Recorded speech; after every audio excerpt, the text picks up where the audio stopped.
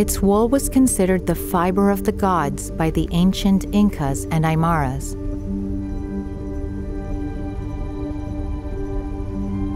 Today, a pair of socks made from it will set you back around $1,000.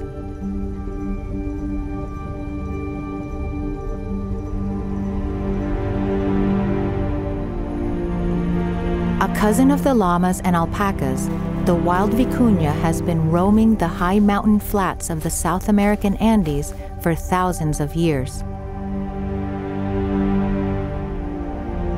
Here, in southern Bolivia, these elusive wild animals freely graze across the vast landscape.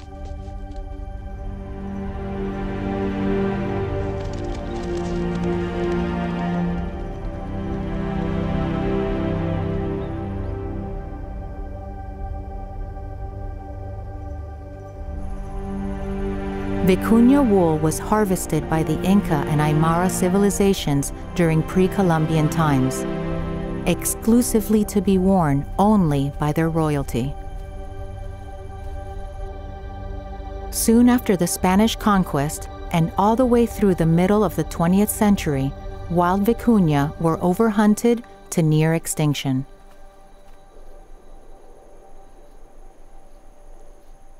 It has only been in the last 40 years that effective conservation measures by governments and communities have allowed the vicuña population in Bolivia and neighboring countries to bounce back. And with it, a key source of income for local communities.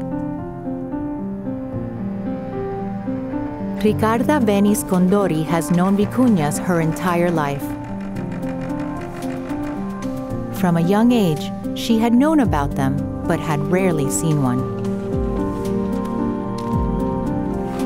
Today, thanks to a government ban on the hunting of vicuñas, the animals once again roam freely, especially around the community of Rio Grande, where some of the largest herds are found.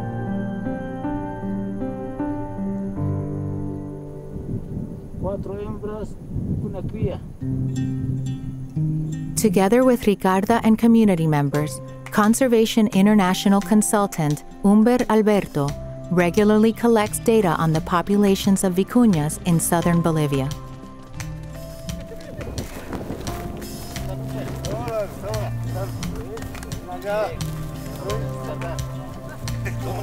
Ricarda is a leader in her own right. She empowers her community, especially the women, to value and protect these majestic animals.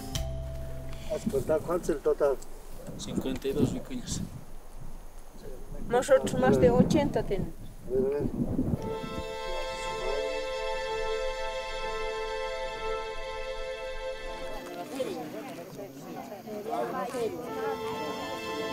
Not far from Rio Grande, Humber has gathered with one of the 10 communities that harvest vicuña wool.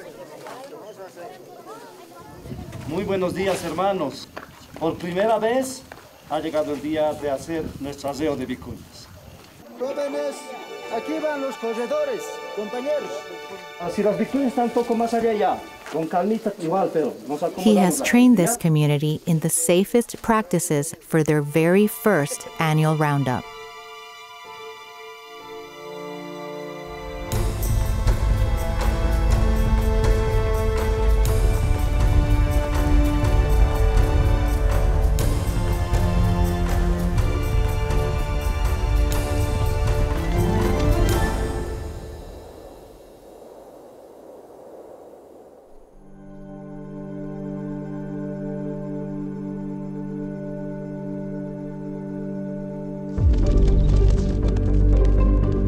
Intrepid and fast runners, they are easily spooked by intruders.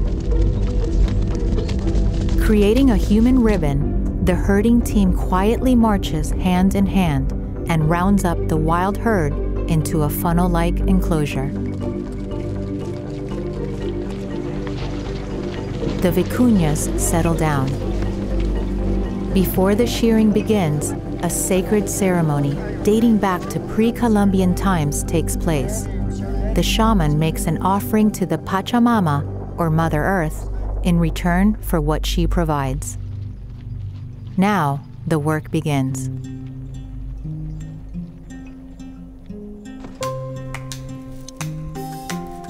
Shearing a vicuña requires patience and care. Once sheared, each animal is placed in a release pen. As the sun sets, the animals are released back to the wild. It will take 2 years for their soft fleece to regrow for the next roundup.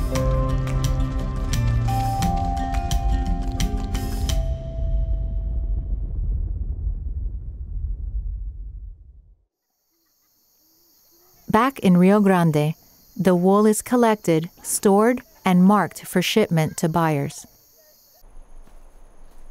About a dozen animals are needed to make a single vicuña wool coat, which can sell for tens of thousands of dollars at high-fashion boutiques around the world. The women take great pride in separating the finest strands of wool fiber from the coarser ones, a very labor-intensive process.